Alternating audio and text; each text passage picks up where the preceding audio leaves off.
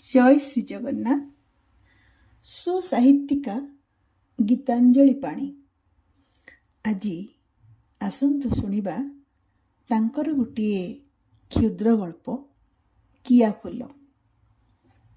କିଆଫୁଲ ଟିକିଏ ଦୂରରେ ବାଇନାକୁଲାର ଧରି ହ୍ରଦର ଲହରୀମାଳାରେ ଝୁଲୁଥିବା ପକ୍ଷୀମାନଙ୍କୁ ନିର୍ନିମେଷ ନୟନରେ ଚାହିଁ ରହିଥିଲି।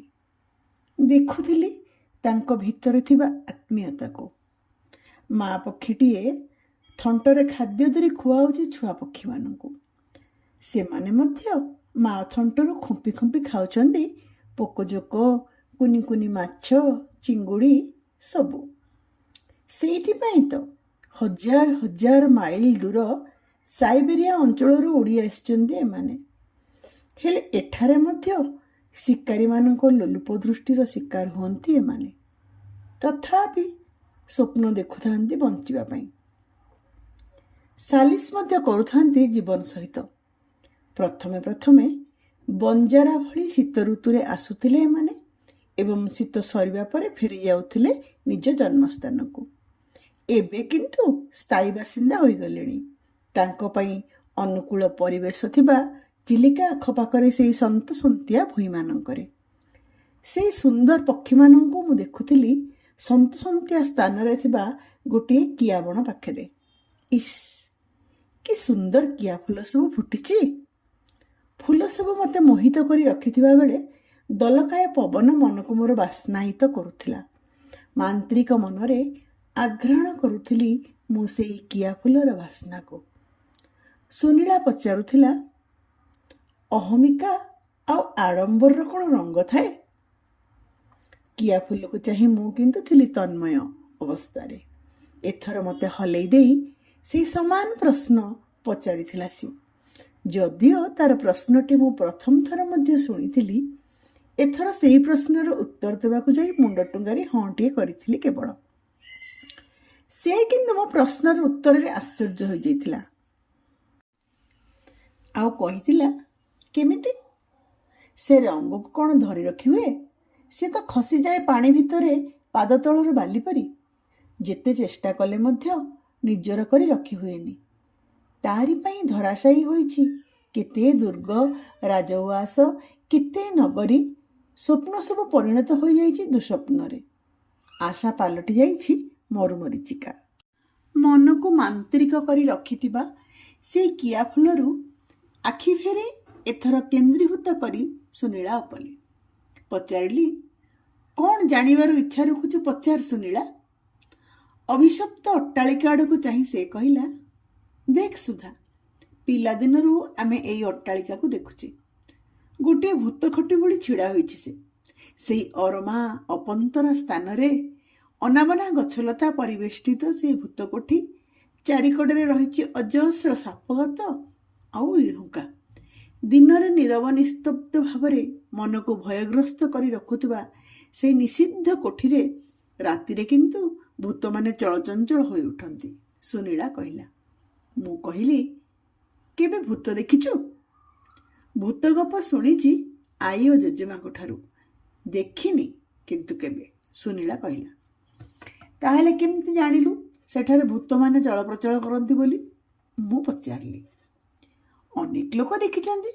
ସେ ଭୂତ କୋଠିରେ ଡାହାଣୀ ନିଆଁରେ ତା ଛୁଆକୁ ସେକୁଥିବା ବେଳେ ସେ ଜାଳିଥିବା ଆଲୁଅ ବାହାରକୁ ଦିଶେ। ପୁଣି ସେଇ କୋଠି ଭିତରୁ କେବେ ହସ, କେବେ କାନ୍ଦ ଓ କେବେ ଅଟ୍ଟହାସ୍ୟ ମଧ୍ୟ କେହି କେହି ଶୁଣନ୍ତି। କିଛି ସମୟ ପରେ ସେ ଶବ୍ଦ ସବୁ ମିଳେଇଯାଏ ବାୟୁମଣ୍ଡଳରେ। ଯେ ସେହି ସବୁ ଦୃଶ୍ୟ ଦେଖିଛନ୍ତି ସେମାନେ ରକ୍ତବାନ୍ତି କରି ମରିଯାଇଛନ୍ତି। ଆଉ ଯେ ଦୂରରେ ଛିଡ଼ା ହୋଇ ଶୁଣିଛନ୍ତି ସେମାନେ ମଧ୍ୟ ଜ୍ୱର ଆକ୍ରାନ୍ତ ହୋଇ ଝଡ଼ାଫୁଙ୍କା କରି ସୁସ୍ଥ ହୁଅନ୍ତି, କହିଲା ସୁନୀଳା। ହଁ, ପଢ଼େ। ପ୍ରତିଦିନର ଖବରକାଗଜ ପଢ଼ୁ ସୁନୀଳା? ସେ ମୋ ମୁହଁକୁ ବଲବଲ କରି ଚାହିଁଲା। ହଁ, ପଢ଼େ। ଦେଖୁ ତ କିଭଳି ସବୁଦିନ ଖବରକାଗଜ ପୃଷ୍ଠା ମଣ୍ଡନ କରିଥାଏ ହତ୍ୟା, ଧର୍ଷଣ, ଆତ୍ମାହୁତି, ଆତ୍ମହତ୍ୟା ଭଳି ଜଘନ୍ୟ ଘଟଣା ସବୁ। ହଁ, ଦେଖେ ସେସବୁ ସୁଦ୍ଧା। ବହୁତ ଯନ୍ତ୍ରଣାଦାୟକ ସମୟ ଦେଇ ଆମେ ଗତି କରୁଛେ। ରାତି ପାହିଲେ ଏସବୁ ଲୋମଟାଙ୍କୁରା ଘଟଣା ପଢ଼ି ଶୁଣି ଦେଖି ବଡ଼ ଅଣନିଶ୍ୱାସୀ ଲାଗୁଛି। ମାତ୍ର ଯେଉଁ ନରପିଶାଚମାନେ ଏଭଳି କାଣ୍ଡ ଘଟାଉଛନ୍ତି ସେମାନେ ତ କେବେ ହେଲେ ସାମ୍ନାକୁ ଆସୁନାହାନ୍ତି। କିଛି ଦିନରେ ତୁମ୍ବି ତୋଫାନ ପରେ ଶୂନ୍ୟରେ ମିଳେଇ ଯିବା ପରି କେଉଁଆଡ଼େ ଅନ୍ତର୍ଦ୍ଧାନ ହୋଇଯାଉଛନ୍ତି ସେହି ଅସାମାଜିକ ମଣିଷମାନେ କେଜାଣି। ମୁଁ କହିଲି, ସେମାନେ ପରା ଭୂତ, ଧରା ପଡ଼ିବେ କେମିତି? ବରଂ ମିଳେଇ ଯିବେ ମାଟି ପାଣି ପବନ ସବୁଠାରେ। ଚମକି ଉଠି ସୁନୀଳା ଛାତିରେ ଛେପ ପକାଇଲା। ସତ ନା କ'ଣ? ତୁ ମୋତେ ଡରଉଛୁ କାହିଁକି?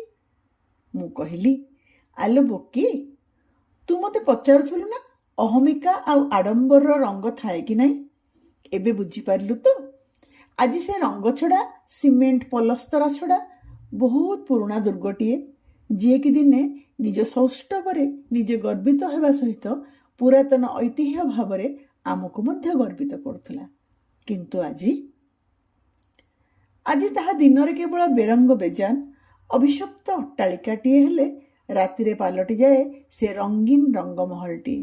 ଖାସ୍ ସେଇଥିପାଇଁ ହସ, କାନ୍ଦ ଆଉ ଅଟ୍ଟହାସ୍ୟର ସିମ୍ଫୋନି ଦିଶୁଥାଏ ସେଠାରେ।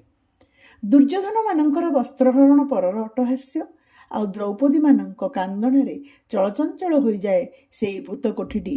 ସୁରା, ସାକି ସମସ୍ତେ ଅଶରୀରୀ ଭଳି ମାତାଲି ମହଲରେ ଚଳଚଞ୍ଚଳ ଥାନ୍ତି ସେଠାରେ ସବୁ ଅଶରୀରୀମାନେ। କଥାବାର୍ତ୍ତା ଭିତରେ ଅନ୍ୟମନସ୍କ ହୋଇ ମୁଁ ଦେଖୁଥିଲି ସେହି କିଆଫୁଲମାନଙ୍କୁ। ସକାଳର ସତେଜତା ଓ ମହକ ନଥିଲା ସେମାନଙ୍କଠାରେ।